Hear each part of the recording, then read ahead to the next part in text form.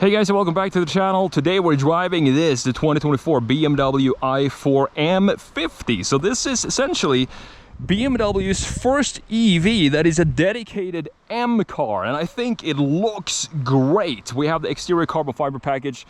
I'm going to show you the sticker in just a minute. We also have the optional performance wheels here. These are 20-inch wheels with 285mm tires, and this affects the range drastically. We're going to talk more about that when we take this for a drive later on.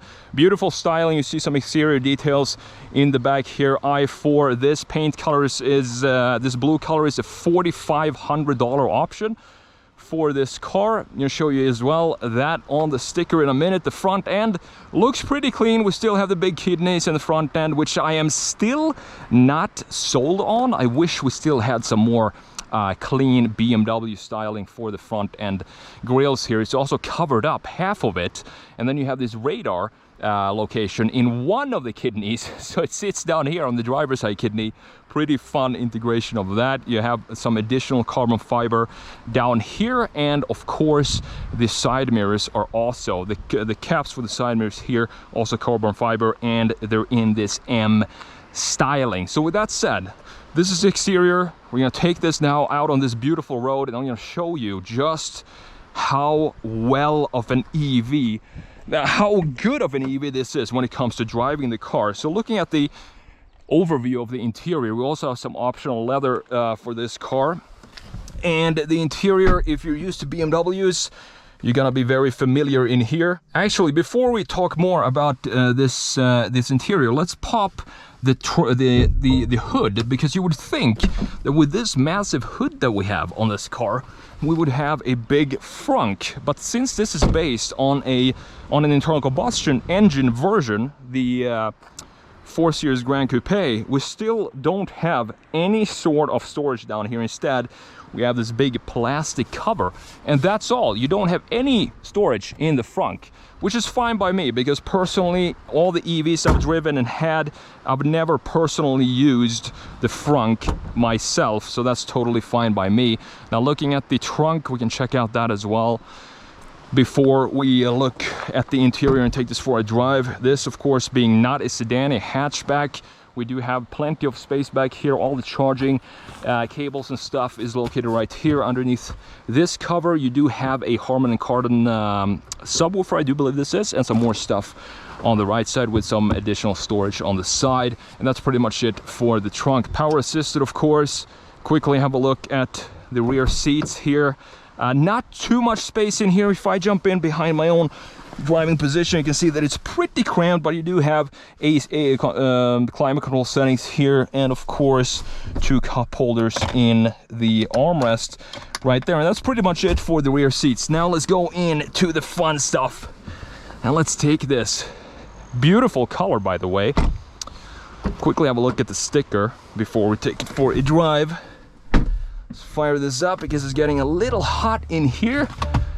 So let's see what options we have on this car. We have base price of $69,700, and we also have this violet blue, that's what it's called. The color for the exterior is $4,500. Leather that we have in here, this brown leather, is $1,500 option. You have the cooling and high performance tire package with the 20-inch wheels, $2,500. And as I said, it comes with a lot beefier rear tires. I love that, even though it affects the range drastically. It just looks very good. You also have another big option here is the M Carbon exterior package with the carbon fiber pieces that I just showed you. So the total price for this, as this one is spec'd, is $87,845. So it's definitely not a cheap EV. Let's talk more about this interior as we take this for a short little drive. Now, the thing about this car, a BMW EV, and they call it, you saw on the sticker, they call it the ultimate driving machine. So I'm very interested in seeing if this is actually any different when it comes to the driving dynamics than pretty much any other EV I've driven, which all feel pretty much exactly the same. Now, this comes with a feature that some people probably might not like and think it's a little bit over the top, but we do have some sounds in here, which of course, if you want to, you can turn those sounds on and off. But listen to this. It sounds like a spaceship, and that to me just adds a little bit to the dramatic driving experience of this car. And what BMW did is they went to Christopher Nolan's favorite composers for his movies, Mr. Hans Zimmer himself, and they asked him, could you make some cool noises for our EV, for our i4 M50? And that's what he did. So all the sounds that you hear in here are all composed by Hans Zimmer. And if you don't know him, look him up. One of the best movie composers of all time. Interstellar, Batman, a bunch of cool movies that he's been working on. And as I said in my other video as well about this car, if Hans Zimmer has done the score for a movie, I know it's going to be a good movie. That's how good of a composer he is. And I actually like the sounds that we have in this car. Even though everything, yes, is just pumped into the cabin, it's all artificial. But for me, if you do what you can with what you have. You have an EV, the motors don't make any noise. So how can you add to that dramatic feeling of driving a car, specifically an M car? What do? You need to work around a little bit with some artificial stuff, and that's what happened here. And honestly, I do think it works out well for this specific car. Now, the infotainment screen, you're used to seeing this double setup with the screens here. We have a 12.3-inch gauge cluster. If you go through the different drive modes here, it changes up everything, all the vibes of the graphics. So now we're in sport. If we go into comfort here, for example, it turns blue. You can also feel the car relaxing a little bit more. The gas pedal is not as responsive anymore. And if we go into Eco Pro, it goes into this blue wavy stuff that we have going on here, and also in the gauge cluster.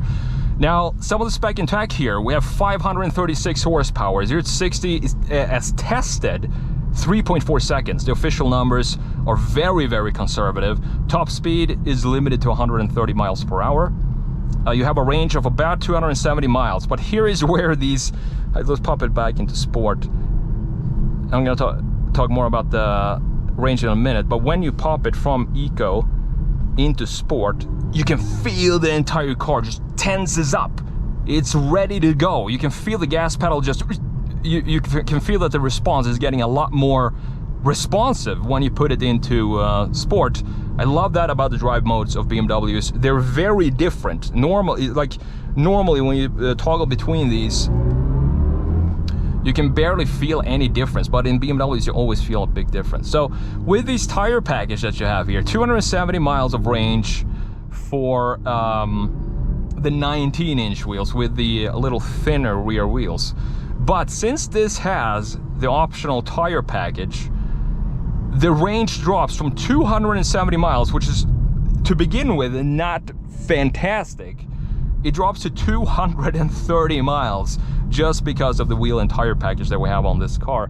But as I said in the exterior walk around, I think it's worth it. If you're gonna have a BMW, the first thing you need to make sure is that it looks planted. That's what BMW is all about since the 90s. And I'm glad that BMW is actually offering a version for this package where you have the fatter rear tires, and you don't necessarily, but it's, and you can also choose it with the 19s, but it doesn't look nearly as planted and nearly as good as this one with this package. I have to say that this is the first EV that is properly fun to drive. It gives you that feeling that you're in it with the car. Normally when I drive EVs, as I said, first of all, they all feel pretty much the same, and they also feel like they're not enjoying the drive. They're not putting in an effort. You can't hear the engine as you're shifting gear, taking another breath when you're accelerating. You don't hear any of that. You don't feel any of that in EVs. It's just like, it doesn't care if you're stepping on the gas. It doesn't care that it can, you know, some EVs can do 0 to 60 in 2.5 seconds. This one though, it feels different. It feels like it's actually enjoying driving quickly through corners. Unfortunately, we can't do that right now because we have a lot of cars in front of us. I'm gonna show you that when we get some more space. But I think BMW did a fantastic job with this car. I'm pleasantly surprised by how well this drives. And also the feeling you get when you're driving this car, even though I'm not a fan of this interior layout with the 14, I do 14.2 inch infotainment screen and the 12.3 inch gauge cluster. With this layout, I want to have it be more traditional there, like the iDrive 7. But when it comes to the driving experience, it's still a BMW. So if you're worried about that, you don't have to worry about that if you're buying an i4 M50.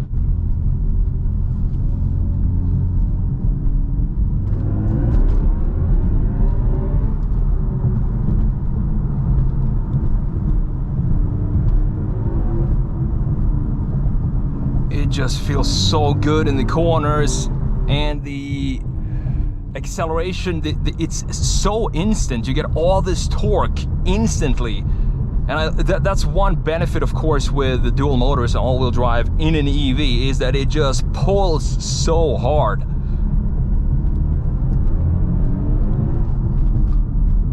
Now, this is, as I said, a little bit more powerful than the BMW M3 competition, but thing here is, with all the batteries, it weighs about over 1,000 pounds more. But since this is an EV, you have the batteries sitting way low in the center of gravity of the car, so it doesn't necessarily feel 1,000 pounds heavier than an M3. It still handles really well. Disregarding this interior layout with the gauge cluster and the infotainment screen, everything looks very clean. You don't have a lot of buttons down here. The climate control settings are all integrated here in the infotainment screen itself. This is where you want the air to blow out from. It's pretty messy for me. I much rather have it be physical buttons, obviously, but we get what we get with BMWs these days. You have some more settings here, all these apps. You can fiddle around with these if you want to do that. Go into driver settings, you have all the driver assist settings here. You can change and do whatever you want with. And that's pretty much it for the infotainment screen. It's, once you get used to it, it's not that hard to figure out what it does. Further down, we do have a lot of carbon fiber here. I love the carbon fiber trim that we have coming back. Also this big lid with a big carbon fiber, 2 cup holders, wireless charging, and this center stack that we're also used to seeing from BMWs with all the drive modes down here. Seats, very comfortable. They don't look very M-like to me. They look more like regular sports seats, but they're super comfortable. And I actually prefer these type of seats over these carbon fiber bucket seats, which tend to be a little bit less comfortable than this, but definitely hug you better in the corners. The steering wheel, typical BMW M steering with the M stitching on the inside here. We have the, for some reason, BMW puts the heated steering wheel button down here on the 3rd spoke. We also have the M logo down here, controls for the volume settings on the right spoke and the cruise control settings on the left spoke. This one is equipped with the automatic cruise control or some automatic type of driving, and when you have that enabled, you see these little slots here on the steering wheel. These actually lit up when that automated drive mode is selected, and I do like the integration of these LEDs. They just look clean. And up top we do have a, looks like to be a bit bigger than a normal size sunroof, which you can open up fully if you want to. Let me know what you think about these sounds that we have for this. So you have, it feels like an engine, some sort of motor revving a little bit. When you step off the gas, it goes down. When you're stepping on it, goes up, a little higher pitched. And the thing here is I do have it now in, if you're wondering if you can drive this as a one pedal driving, I don't think I've touched the brake a single time during this entire drive, because I have the brake, the regen braking in the strongest setting now, and that's what I like to have on pretty much every EV I drive. It just feels good knowing that you're charging the battery as much as possible when you're stepping off the gas, and you can feel it really slowing down when you're letting off the gas or the accelerator. All right, so now we're coming on to a highway here, and it's so solid, this car. It feels very planted, and it has this BMW heaviness to it, but at the same time feels very nimble. Only, I think BMW is the masters of getting that feeling right, where it feels solid, you feel the build quality of this car, but it's still very easy and nimble car to drive. The steering isn't that, you don't feel a lot in the steering wheel, which is one thing that I would maybe want to change for this specific car, and pretty much every new BMW. But other than that, just taking long sweeping corners like this, it feels great and the car feels properly planted. The only thing that I would like to change here is when it comes to the drivetrain.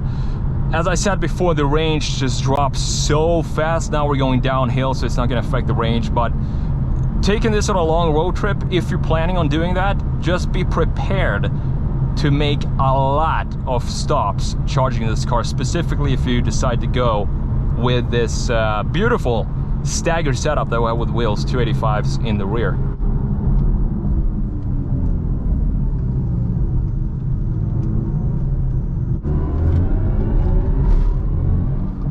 This car is ridiculously quick. It is just so fast. So what's my final verdict for the i4 M50? I think BMW has done an absolutely amazing job creating an EV that feels different, drives different, and also looks different, because it looks like a normal internal combustion engine car, since this is based on the regular 4 Series. Overall, it's a great EV, as long as you don't really care too much about the range. And that's the only complaint I have about this car, is the range being a little bit too low. But the driving dynamics and how this feels, just driving in the corners, still feels like a proper BMW M car.